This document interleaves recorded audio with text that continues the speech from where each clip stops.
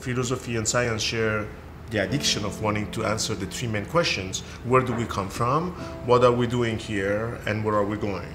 That's a tremendous mystery for me. It goes deep to the obsession of us wanting to know about our origins. And that to me is a fascinating aspect of biology. My name is Ali Hemmati Brivanlou. I am a professor of stem cell biology and molecular embryology. We're interested in figuring out how does an individual cell in the embryo decides about her fate. How does she know if she's going to be brain or heart or blood cells or muscle cells? And that information is conveyed in the very early embryo based on a molecular code and a genetic code.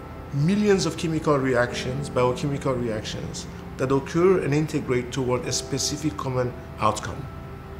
Cracking the code of development is our mission. As somebody who has been interested in not only scientific but also cultural diversity, there is no other academic institution, not only in New York State or United States, but in the world that can match the qualities of Rockefeller University. This culture is such a unique culture and is such a productive atmosphere. I have learned a lesson long time ago. Innovation cannot come without freedom.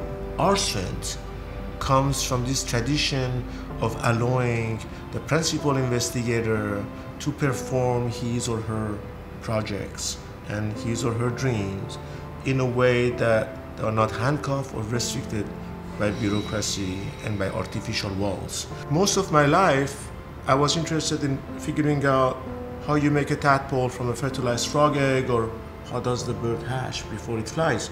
The idea of being able to translate this to human work could have not happened anywhere else in the world, in an academic setting, outside of the Rockefeller University. When I look at the human embryo, when my colleagues and I are exhausted after a long day, and we're sitting in that microscope, when we turn on that laser, we know that we're going to see something that nobody else has seen before.